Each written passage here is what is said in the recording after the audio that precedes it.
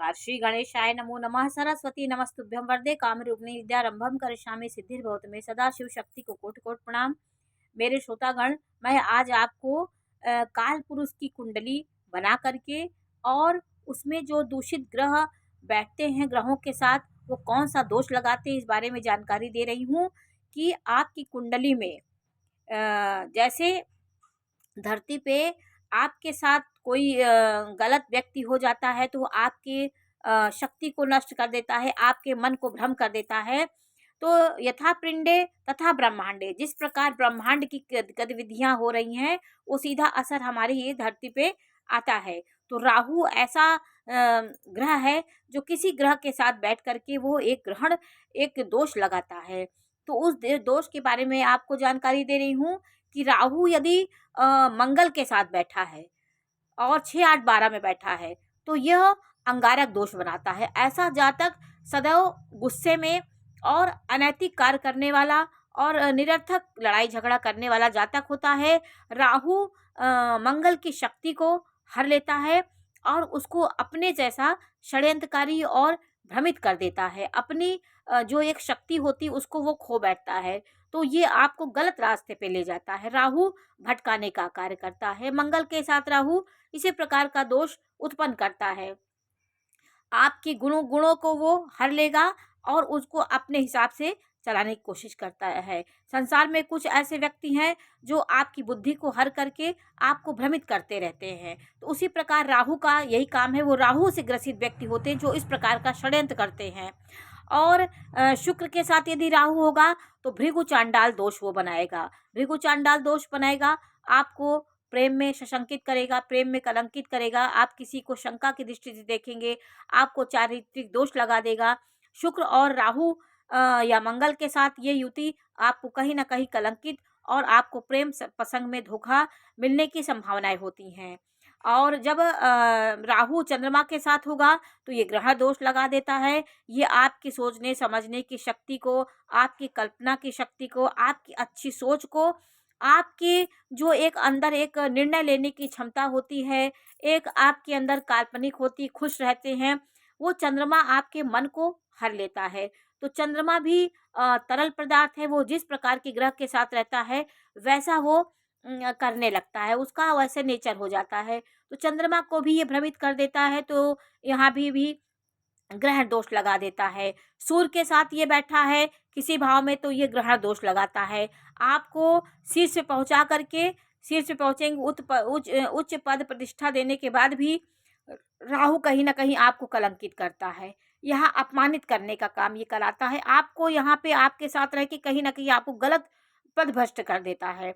राहु के साथ यदि बुध 6वें भाव में बैठा है, 8वें 12वें में बैठा है तो आप जड़त्व बुद्धि आपकी हो जाएगी। आप जड़वत हो जाएंगे। जो आपको कहा जाएगा वो आप करेंगे। अपने से आप कोई निर्णय नहीं ले पाते। आपकी बुद्धि सही मार्ग में नहीं जा पाती है। आप एक किसी प्रकार का विचार आप नहीं कर पाते और सिर्फ जड़ की तरह आपका नेचर हो जाता है। तो इसी प्रकार के ग्रहों से जातक बने हुए हैं, उनके साथ राहु का क्या प्रभाव होता है, इसी प्रकार परिवर्तन होता रहता है। गुरु के साथ राहु है तो ये गुरु चांडाल योग बनाता है। आपके जीवन में उत्पात मचाएगा। जो गुरु के जो 5 भाव के गुरु कारक होते हैं उन भावों को ये प्रभावित करेगा।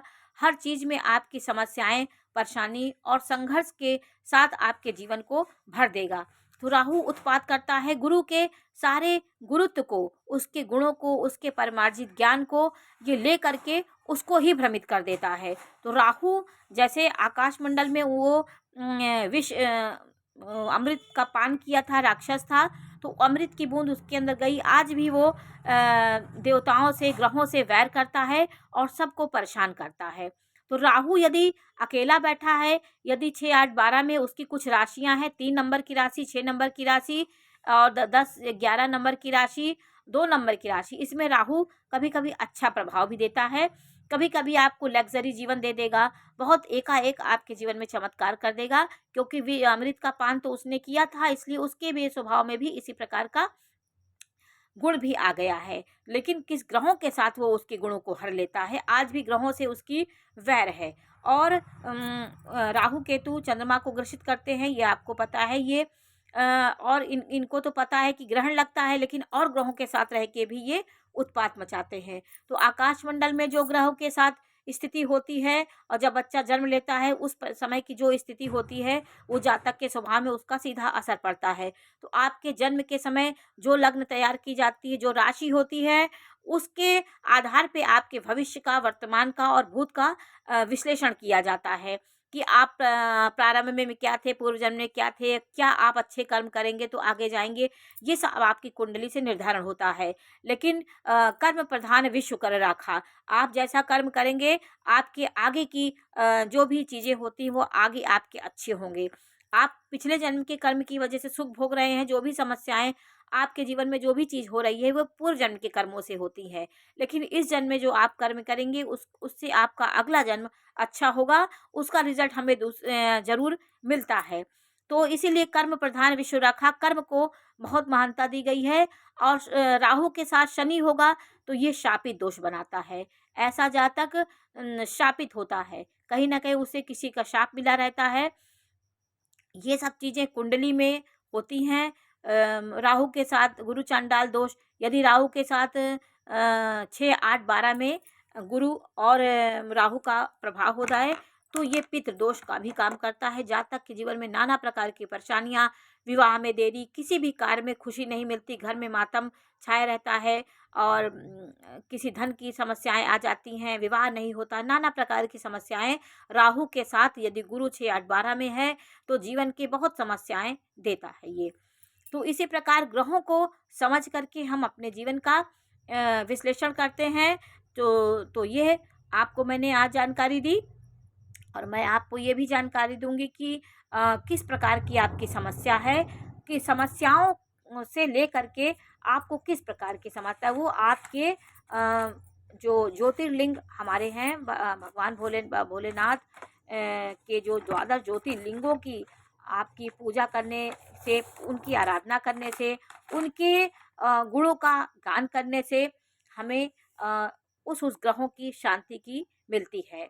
चंद्रमा से ग्रसित हैं, सोमनाथ मंदिर जो गुजरात में है, वो चंद्रमा से जो पीड़ित व्यक्ति हैं, चंद्रमा जिनका मानसिक अशांत रहते हैं, हर समय उनके अशांति, सब होने के बाद भी संतुष्टि का उन्हें नहीं मिलता है, संतुष्टि से नहीं रहते हैं और जीवन में नाना प्रकार की समस्याएं आती हैं, मानसिक परेशानियां आती हैं, उनको सोमनाथ का दर्शन जरूर करना चाहिए। वहाँ विधिवत उनकी पूजा पाठ करनी चाहिए। थोड़ा वहाँ पे आप रुक करके सोमनाथ, वहाँ पे चंद्रमा के श्राप को, चंद्रमा को श्रापित हुआ था तो उनको क्षय रोग हो गया था। प्रजापति दक्ष ने उनको श्राप दिया था क्योंकि उन्होंने रोहिणी को ज़्यादा मानते थे, रोहिणी नक्षत्र को। रोहिणी उनकी पत्नी थी, उनको विशेष प्यार करते थे, तो भेदभाव उन्होंने 27 स्त्रियों के प्रति किया था। तो पिता थे दक्ष, उन्होंने उनको श्राप दिया था। तो अपने श्राप को, दोष को दूर करने के लिए उन्होंने सोमनाथ, गुजरात में चंद्रमा ने वहाँ तपस्या की थी, तो वहाँ पे क्षय मुक्त हुए थे। और वहाँ पे जो चंद्रमा का दुख होता है, चंद्रमा कष्ट में है, तो वहाँ पे आपको एक बार जाना चाहिए। मल्लिकार्जुन आपके आंध्र प्रदेश में है, उस पे वहाँ जाइए, बुद्ध की शांति होती है वहाँ पे। आपके नाना प्रकार के समस्याएं, काल सर्प दोष है तो नागेश्वर आप जाइए, नागों का जहाँ पूजा होता है, विवाह आदि नहीं हो रहे हैं तो आप त्र्यंबकेश्वर, ऐसे कई ज्योतिर्लिंगों का वर्णन हमारे शास्त्रों में है, जिसमें आप जा कर के अपने जीवन को सुख कर सकते हैं और जीवन का आनंद ले सकते हैं। तो ये हमारे ज्योतिष शास्त्र में बताया गया है कि कितने ज्योतिर्लिंग हमारे हैं और हमारे कैसे हमारे जीवन में उनका प्रभाव पड़ता है और कैसे वो हमारे जीवन को रक्षा करते हैं और किस प्रकार का वहाँ पे आनंद मिलता है। तो जब आप जाएंगे तो उससे मुक्ति मिलेगी और जीवन के कई प्रकार के दुख शोक से आपको मुक्ति मिलेगी। तो आज मैंने आपको इसकी जानकारी दी कि किस प्रकार का दुख है, किस प्रकार का रोग है, किस प्रकार की समस्याएं हैं, उससे संबंधित आप उपाय करेंगे तो उस दुख से आप निजात पाएंगे। आपको सोचने समझने की सकारात्मक सोच आप में आएगी और आप उन्नति के पथ पे जाएंगे। ये बाधक ग्रह हमारे जीवन को आगे नहीं बढ़ने देते, खुशियां नहीं लाने देते, तो उनसे संबंधित मंत्रों को और ईश्वर को हम समर्पित होकर उनकी पूजा करेंगे तो हमारे जीवन में सुख शांति आएगी। तो हम कलंकित क्यों होते हैं? कभी कभी अच्छे ग्रहों की योग से जातक बहुत उच्च पद प्रतिष्ठा पा लेता है। ये हमारे ग्रहों पे निर्भर करता है कि आपका कुंडली में ग्रह की स्थिति कैसी है। तो आज हमने आपको काल पुरुष की कुंडली बना करके और किस ग्रह से कौन से दोष उत्पन्न होते हैं, राहु किस ग्रह के साथ रह के कौन सा दोष बनाता है, इसके बारे में जानकारी दी। ये जानकारी आपको कैसी लगी है हमें अवश्य बताइए। चैनल को लाइक करिए, सब्सक्राइब करिए। मैं इसी प्रकार की जानकारी देती रहूँगी। नमस्कार।